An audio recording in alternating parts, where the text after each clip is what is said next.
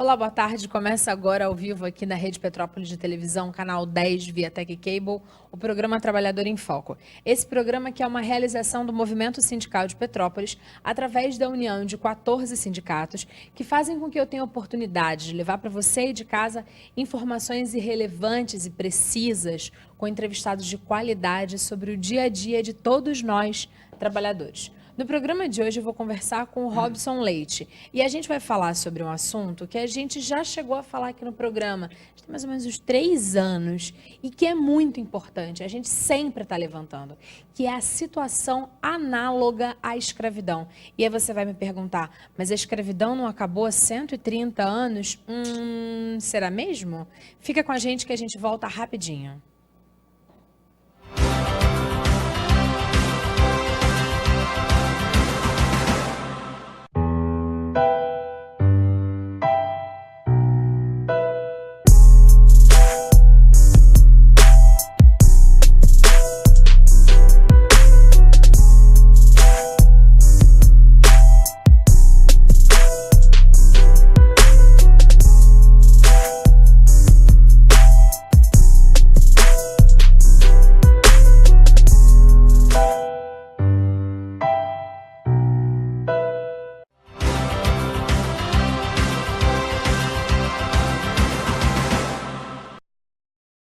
Volta e vamos dar início a esse bate-papo com o Robson Leite, hoje falando sobre escravidão.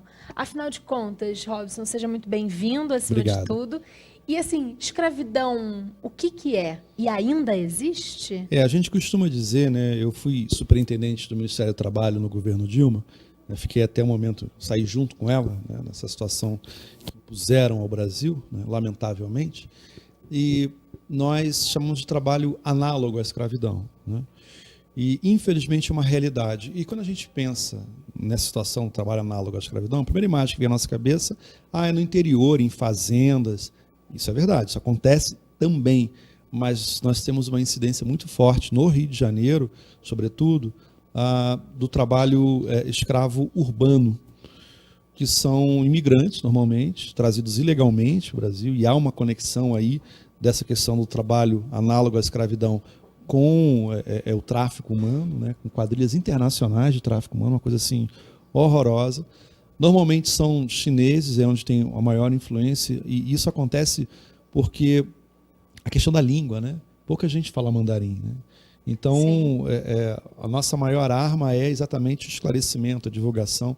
E quando o Ministério do Trabalho, os auditores fiscais atuam, eles não atuam para prender o imigrante que está lá ilegalmente. A gente atua, né? Eu não sou auditor, mas trabalhei muito com eles nesse período, que eu trago com muita alegria, e deixo aqui até um abraço, caso algum auditor esteja nos assistindo, eu tenho um carinho muito grande por esse profissional, desse servidor, mas quando eles atuam, eles procuram, na verdade, libertar o trabalhador escravo, colocar ele no seguro-desemprego, inclusive, regularizar a sua situação, né?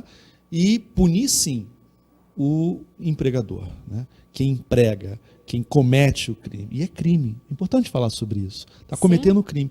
Eu, inclusive, eu fui deputado estadual, e quando eu fui deputado, olha que coisa curiosa, eu criei um projeto de lei que tramita até hoje na Assembleia Legislativa, que eu, na verdade, eu copiei de São Paulo, que fez uma iniciativa muito interessante, que era o seguinte, era uma lei que a empresa que fosse autuada por um auditor fiscal, lavrado o seu auto de multa, mesmo depois de um recurso administrativo negado, você tem uma esfera dentro do Ministério para fazer esse recurso, negado aquele recurso, a partir daquele momento, comprovado a situação análoga à escravidão, aquela empresa teria a sua inscrição de ICMS suspensa por 10 anos.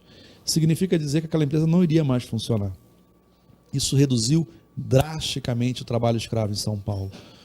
Rio de Janeiro eu apresentei, mas um grupo de deputados fizeram uma série de emendas ao projeto, praticamente inviabilizando ele e bloqueando a sua tramitação. E, lamentavelmente, depois a gente descobre, na convivência do parlamento, fizeram aquilo. Por quê? Porque empresas, naquela época, financiavam, agora são os empresários que financiam, mudou um pouco, né, mas precisamos mudar mais o sistema eleitoral, financiam campanhas. Esse é o problema do Brasil hoje, né? E isso, evidentemente, leva a situações degradantes. Veja o governo Temer. O governo Temer conseguiu fazer algo inacreditável. Revogou uma série de portarias importantíssimas. O Brasil já foi advertido, punido pela OIT por estarmos regredindo no combate ao trabalho análogo à escravidão. Sim. A Comissão Interamericana de Direitos Humanos já fez uma série de sanções ao Brasil. Isso é ruim para a nossa imagem. Com certeza. Isso atrapalha, inclusive, economicamente, porque os investimentos internacionais levam em consideração a estabilidade democrática do país, econômica e também social. O país com condições análogas à escravidão espanta o investidor internacional de longo prazo, que é o melhor investimento que tem, que pode vir. Piora as condições econômicas do país e pior, né? Agride a vida. É uma realidade triste. Fizemos uma série de atuações aqui. No período em que eu estive à frente do Ministério, só no Rio de Janeiro foram cerca de 80 trabalhadores libertados em condições análogas à escravidão em 6 meses. Algo assustador, né? E hoje, lamentavelmente, tramita, né, em Brasília, foi aprovado, tem um decreto, a flexibilização do conceito de trabalho análogo à escravidão. Ou seja, o Brasil dá passos para trás, o Brasil está regredindo quando deveria estar avançando. E é triste porque se contam mentiras sobre isso. Dizem que, na verdade, nós estamos melhorando nossa legislação porque ela é muito dura. A legislação brasileira está longe de ser dura. Legislação dura é da Noruega, da Suécia, da Suíça. O trabalhador sueco, por exemplo, se ele está de férias e ele sofre um acidente de trabalho, as suas férias são suspensas, ele entra em licença médica, depois que ele se recuperar, ele volta a trabalhar, ele volta a gozar as suas férias. Isso é bom, porque isso dá uma estabilidade muito grande para o trabalhador norueguês, que faz com que, a Noruega também é assim, né? Sueco, que faz com que ele possa programar a sua vida, programar as suas férias, sabe? E é uma questão cultural, é uma questão importante. O empresário sueco, assim como o norueguês, acha isso bom também. Por quê? Porque você consegue, se você dá condições do seu trabalhador ganhar bem, ter uma vida mais estável, mais tranquila, ele gasta mais, ele investe mais, ele goza das suas férias para fora do país, ele passeia, ele faz turismo, ele troca de carro, ou seja, ele ajuda a movimentar a economia. Eu acho que a gente precisa aprender com esse tipo de coisa, porque, lamentavelmente, há um setor da elite brasileira, majoritário dessa elite, que pensa muito no imediatismo, pensa muito no agora, e acha que a sua vida melhora na perspectiva que ele acumula cada vez mais riquezas, independente do projeto de país que está ao seu redor. Isso é muito ruim. Isso tem tudo a ver com as condições hoje que a gente enfrenta, cada vez piores e degradantes, no combate ao trabalho análogo à escravidão. Se nós fôssemos esmiuçar o que é o trabalho análogo à escravidão na atualidade, que direitos que são suprimidos dessas pessoas em diversas áreas, como é que a gente poderia dizer? No urbano ou no rural, a questão de passaporte, como é que é isso para a gente conseguir tentar explicar para o nosso telespectador, para que, se ele perceber também, ele possa ser ele possa denunciar? Primeiro, o trabalhador ele é submetido a condições degradantes de trabalho, ou seja, extenuantes, 16, 17 horas. A última ação que nós fizemos, 16, 17 horas por dia, a última ação que nós fizemos no Ministério do Trabalho foi contra as empresas de transporte público da cidade do Rio de Janeiro. Certo. Nós aplicamos mais de 100 milhões de reais em multas. Você tinha situações de trabalhador que tinha almoço de 5 minutos, fazendo aquilo que chamam de dobra, mas uma dobra que equivalia a ele trabalhar 16, 17 horas num dia de trabalho, botando em risco a vida das pessoas também que estavam sendo transportadas, né? Trabalhadores que não tinham banheiro à disposição dele durante o exercício do seu, no ponto final mesmo que seja, né? Você imagina mulheres, né, motoristas trabalhando, não tendo um mínimo de higiene para poder utilizar um banheiro, uma coisa assim absurda. Trabalhadores que faziam necessidade dirigindo para não perder, não atrasar a viagem. Salários que são descontados de dívidas criadas pelo empregador, obrigando o trabalhador a ficar ali quase que sem salário, sendo descontado de dívidas criadas, dívidas com relação à alimentação, dívidas com relação à hospedagem, não deixa a pessoa ir embora para casa e dorme no local de trabalho. Então, quando você vê em determinado local o trabalhador dormindo naquele local, com cara de trabalho extenuante, você não tenha dúvida, é a situação análoga à escravidão. Eu costumava pedir para ligar para o Disque 100. mas, lamentavelmente, hoje, quem deveria coibir, que é o governo, né, vem, na verdade, sucateando as condições de combate. As equipes volantes que combatem trabalho escravo estão sem recursos, não têm veículos mais à disposição, não tem gasolina para colocar nos seus veículos. Os trabalhadores e servidores que estão hoje lá na capital, na sede do Ministério, aqui no Rio de Janeiro, onde eu trabalhei, vão ter o seu local de trabalho transferido para um local insalubre, sem a mínima condição de trabalho. Ou seja, é um processo de desmonte daqueles que deveriam ser os guardiões, né, que é o Ministério do Trabalho, os fiscais, os guardiões das condições de trabalho. E, lamentavelmente, o que a gente tem visto hoje no Brasil é assim, uma degradação total das relações de trabalho, condições extenuantes, dívidas que não existem, maus tratos, inclusive, e muitas das vezes, por isso que o número de imigrantes é muito relacionado, você não consegue conversar com essas pessoas porque elas não falam, né, o seu idioma, no caso dos chineses, por exemplo. Então é um trabalho muito dificultado, já normalmente com esse governo revogando portarias, tirando todas as tipicidades que existem na lei, né? Que tipicidade é aquela condição específica que você consegue comprovar que tem trabalho análogo à escravidão. A pessoa entrou às 7 da manhã, já são 10 horas da noite, é a mesma pessoa que está trabalhando no mesmo turno, isso é evidentemente ilegal. Mas aí com essa flexibilização sendo construída, deixa de ser legal e passa simplesmente apenas a ser imoral.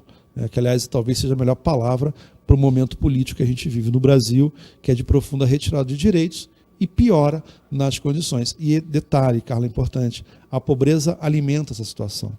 A taxa de desemprego muito elevada como está, ela acaba sendo um grande, vamos dizer assim, alimentador das condições degradantes de trabalho, das relações frágeis de vínculos trabalhistas quase que inexistentes entre trabalhador e empregado. É um grande alimentador porque, no final das contas, as pessoas começam a perceber que estão, sim, em situações equivocadas, análogas à escravidão, que estão sendo usurpadas dos seus direitos, mas, diante desse número imenso de pessoas desempregadas, elas se mantêm trabalhando nesse sistema, não denunciam porque têm medo de não ter o dinheiro do pão para levar para casa. É isso que a gente está vendo. É exatamente isso, né? É um efeito contrário ao pleno emprego.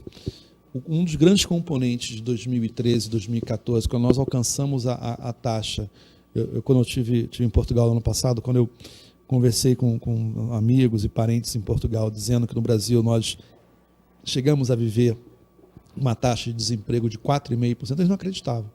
Porque para eles o ideal, chegar a 8%, 7% já está ótimo, 4,5%. O que acontece com a taxa de desemprego 4,5%? Você obriga o empregador a investir mais, a pagar mais, porque a pessoa só vai trocar de emprego por uma condição melhor. Quando você chega a 13%, 14%, que é a realidade do Brasil de hoje, e essa taxa de desemprego cresceu muito em função dessa reforma trabalhista equivocada, que só piora o problema, só tem o olhar para aumentar o lucro, né? Toda a crise, isso é histórico, isso é política, é histórica, é sociologia, toda a crise econômica leva o capital a disputar a renda pública e a renda do trabalhador. Então, eles querem, na verdade, se apropriar dos tributos, dos impostos, ou até não pagar impostos, tributos, né? Ou querem reduzir os salários, as garantias, os pagamentos, né, das obrigações trabalhistas, para que possa se apropriar dessa renda. Isso é uma característica muito comum nesse momento de crise. E quando você tem uma taxa de desemprego muito elevada, você acaba tendo um efeito contrário. O trabalhador que está ali, ele se submete, ele acaba aceitando determinadas condições porque ele sabe que não tem emprego para ele, que não há possibilidade de uma outra empregabilidade, e ele acaba sujeitando a sua dignidade, acaba sujeitando a sua situação, e pior, em paralelo a isso, nós estamos testemunhando, quero aqui denunciar, um processo de sucateamento do Ministério do Trabalho. A gente vê isso aqui no Rio de Janeiro por parte desse governo, desvalorizando servidores valorosos, competentes. Trabalhei, não estou dizendo o que eu acho, não, trabalhei com eles, tenho muito orgulho, criei amigos, pessoas sérias, competentes, que querem fazer bem o seu trabalho, vêm sendo sucateados, vilipendiados nos seus direitos também. Então a gente vive um momento muito grave, porque aquilo que deveria ser o nosso grande, vamos dizer assim, defensor, que é o Ministério do Trabalho, está sendo sucateado. A Justiça do Trabalho, a reforma trabalhista, mais uma denúncia importante, ela criou barreiras para o trabalhador acessar a Justiça do Trabalho. Então, se você é demitido de um determinado emprego e você vai entrar na justiça, tem uma série de barreiras que inibem, né, amedrontam o trabalhador de recorrer dos seus direitos. Isso é grave. O Brasil já foi denunciado e condenado pela OIT, pela Corte Interamericana de Direitos Humanos. Nós vivemos um momento trágico. No momento, né, a gente sabe que é importante ali a primazia do trabalho sobre o capital. Agora não é a primazia do capital esmagando o trabalho. É a realidade que a gente tem hoje. Enquanto que a Bolsa de Valores caminha para alcançar o recorde de 100 mil pontos, para deixar alguns felizes, a grande maioria está com a vida muito pior. Mas é importante falar sobre isso. Para alguns está bom. Nós temos 7 mil novos milionários no Brasil, olha que coisa louca. Ou seja, nós voltamos a ter a concentração de renda. E é engraçado, né? Porque no Brasil, você compara o Brasil à França, por exemplo, a classe média brasileira é diferente da classe média francesa. A classe média francesa, você pensa assim, como é que na França, um país como a França, você tem um imposto como o IGF? Para quem não sabe, o IGF, que está na nossa Constituição, mas não é cobrado, é o imposto sobre grandes fortunas. Só paga quem tem grandes rendimentos, né? Você tem que ter base social para ter um imposto desse, tem que ter apoio social para ter um imposto desse. Sim. Fico imaginando tentativa no Brasil, que houve algumas tentativas, como é que seria, né? Assim, uma reação muito grande do grande capital contrário a esse imposto, dizendo que o governo quer aumentar a carga tributária. E você vê as pessoas ficando revoltadas, pessoas que jamais pagarão esse tributo. Sim, sim. Né? Pois bem, na França, a classe média francesa, ela odeia os ricos. Sobretudo os ricos que não querem pagar IGF. Tem um caso clássico na França, que é o caso do cantor Charles Aznavour, que se rebelou contra o IGF, né? Ele dava show, recebia lá o rendimento do show e era obrigado, uma parte daquele recurso, ficar com o governo, 40%, 45% do que ele tinha ganho ficava com o governo. Se revoltou, saiu da França, foi morar em Monte Carlo, se não me engano, que não tem IGF. E o que fez? Qual foi a reação do povo francês? Boicotou. Não compra mais os CDs, não baixa mais as músicas do Charles Aznavour. Interessante isso, por revolta à postura dele. Porque a questão da igualdade, da cidadania, você vai na França, por exemplo, você percebe que é difícil você identificar a diferença dos bairros ricos para os bairros pobres na região metropolitana francesa. Porque o conceito de igualdade para eles é um valor imprescindível. A diferença do mais rico para o mais pobre, para ele ser menor, é fundamental, é indispensável para construir uma sociedade melhor. A igualdade, fraternidade, liberdade, os ideais da Revolução Francesa são muito presentes nisso, né, no povo francês. E eles falam explicitamente isso. A classe média francesa odeia os ricos, enquanto que a classe média brasileira odeia os pobres. E sonha em ser rico, só que na verdade é iludida. É aquele cara que tem 70 mil reais, 80 mil reais aplicado num fundo e está feliz porque o fundo está rendendo, que é uma maravilha, mas não está nem aí porque o filho não tem universidade. Sabe? É um troço meio dicotômico, não tem encaixe. O que a gente precisa, na verdade, é criar um grau de consciência cidadã no povo brasileiro. Portugal, só para a gente concluir essa parte aqui, por exemplo. Qual é a diferença, né, básica? Assim, a minha família em Portugal é uma família pobre.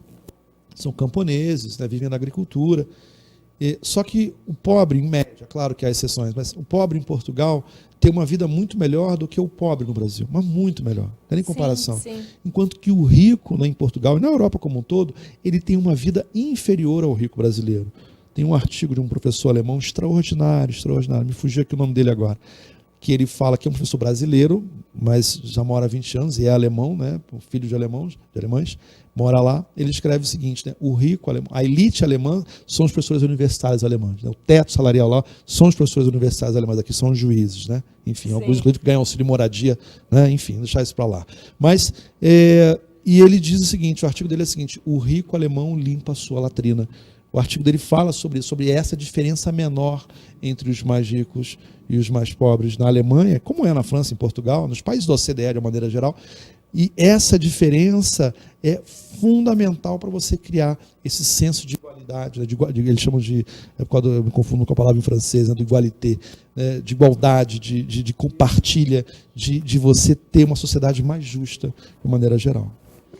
Sociedade mais justa. Seria ótimo que fosse assim, seria ótimo que isso fosse uma verdade no Brasil e também, não só na Europa, mas no mundo inteiro. Agora, percebendo que estamos vivendo de alguma forma e percebendo situações análogas à escravidão, o Ministério do Trabalho, nesse momento catastrófico, o que fazer? E aí, na verdade, eu me lembro que no dia que eu o entrevistei, também conversei com Santana. José Geraldo Santana.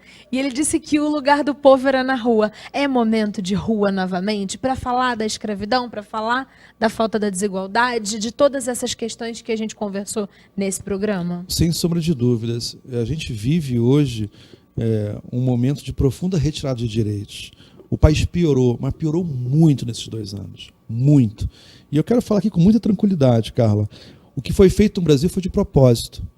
Tiraram a presidenta Dilma, porque o maior crime no Brasil hoje é a tal da pedalada fiscal. A gente mal consegue explicar direito para algumas pessoas, porque é complexo realmente, né? Eu precisaria de um programa inteiro para falar sobre isso. Não que eu não entenda, eu sou professor universitário na área de gestão pública, né? Meu mestrado, minha pesquisa, minha área de pesquisa é nesse campo. Mas quando você olha para a realidade dos políticos do Brasil, né? Quando você olha para uma figura como o senador Aécio Neves, Eduardo Cunha e tantos outros, você observa que o Brasil hoje é um país onde a impunidade ela se torna um elemento decisivo no país hoje, né? Olha, a gente está vivendo uma situação dramática e é necessário, sim, nós precisamos nos indignar. Agora, um cuidado, indignação não significa boicote à eleição, porque é tudo o que o atual governo quer. Porque o boicote à eleição, né, as pessoas, quem está desanimadas são as pessoas honestas, que certamente votariam em bons candidatos. Então, quem não está desanimado é quem está bem com o atual cenário. Quem está bem com o atual cenário vai votar e votar com entusiasmo para que se mantenha esse modelo. E se você quer mudança, o desânimo não é o caminho. Se você quer mudança, a participação é o caminho. As ruas, os sindicatos, sabe, lutar contra o que está acontecendo.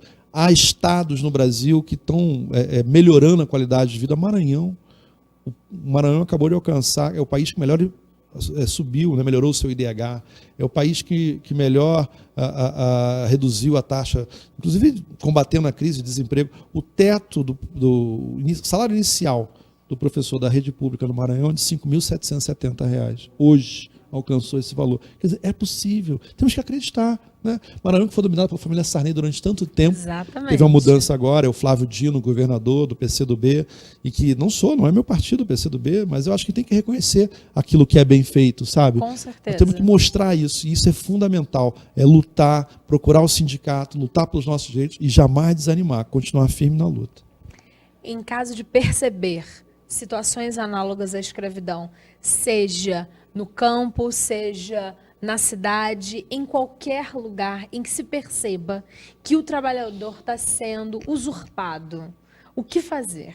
Olha, nós tínhamos um canal que existe ainda, é o Disque 100, mas eu quero insistir, não ligue apenas para o Disque 100 para denunciar condições análogas à escravidão. Procure o seu sindicato, procure o Ministério do Trabalho, tem guichês de atendimento. Diga que você quer fazer uma denúncia de trabalho escravo, procure o servidor. O Ministério está sendo sucateado, mas o servidor público que está ali é nosso aliado, para que ele possa encaminhar isso ao auditor fiscal. O sindicato também é um caminho importante, né, para que você possa... O Ministério Público do Trabalho, o MPT, o Ministério Público do Trabalho, é um órgão hoje que é um amigo da defesa do trabalhador e da trabalhadora. Então procure o Ministério Público do Trabalho lá no Rio de Janeiro, né, tem lá a sua sede, tem seu atendimento, procure um promotor, faça a sua denúncia, porque, lamentavelmente, é uma situação que vem piorando muito. Acabou de revogar também, tem a ver com isso, né, exatamente trabalho escravo, uma portaria de segurança do trabalho. Hoje, né, é uma preocupação no Ministério do Trabalho, trabalhadores estão morrendo por falta de EPIs, por falta de equipamentos. Vezes que a gente já falou disso aqui? Infelizmente, esse governo que aí está para atender o interesse, dizendo que é muito caro, né, botar alguns EPIs, abriu mão de utilização de equipamento. EPIs são equipamentos de proteção, né, individual, é um capacete, é um fone, é um cinto de segurança, quem trabalha na altura. Hoje está flexibilizado isso, é um escândalo, está aumentando o número de acidentes, mais pessoas estão morrendo pela falta de segurança de itens básicos e quem devia fiscalizar não pode. Por quê? Porque a legislação vem sendo vilipendiada nesse sentido por esse governo usurpador, ilegítimo, impostor, enfim, falta um adjetivo para classificar esse governo Falando maldito. Exatamente de segurança do trabalho, na próxima semana a gente vai estar falando aqui de CIPAT. Ótimo, vamos falar parabéns. Exatamente sobre isso, a importância da gente estar o tempo todo pensando na segurança de todos nós trabalhadores. Robson, muito agradecida mais uma vez por ter se despendido do seu tempo, vindo aqui conversar com a gente, para a gente falar um pouquinho para o nosso telespectador lá de casa. Queria te dar os segundos finais para você deixar seu último recado a respeito desse assunto de hoje. Não, eu que agradeço, deixo aqui, se me permite, meu site, minha forma de entrar em contato comigo, www.robsonleite.com.br. Meu e-mail, contato@robsonleite.com.br. Meu Facebook é Robson Leite Professor, é uma página no Facebook que eu tenho. Qualquer coisa, manda mensagem, inbox, conversa, dialoga, a gente está aí para tentar pautar essas questões que são importantes e que hoje, lamentavelmente, o Brasil vem dando passos decisivos para trás. Né? Estamos regredindo. Cada dia, qualquer hora eu vou ligar a televisão, vou ver Dom Pedro I lá. Voltamos tanto ao passado que a gente está realmente vivendo momentos muito tristes da história republicana brasileira. E obrigado pela oportunidade. Viu, Prazer foi todo meu. Lembrando que Dom Pedro I era contra a escravidão. Olha aí. É verdade. Obrigada. A gente volta na próxima semana com o próximo programa, sempre falando da realidade de todos nós, trabalhadores. Um abraço grande. Até lá. Tchau, tchau.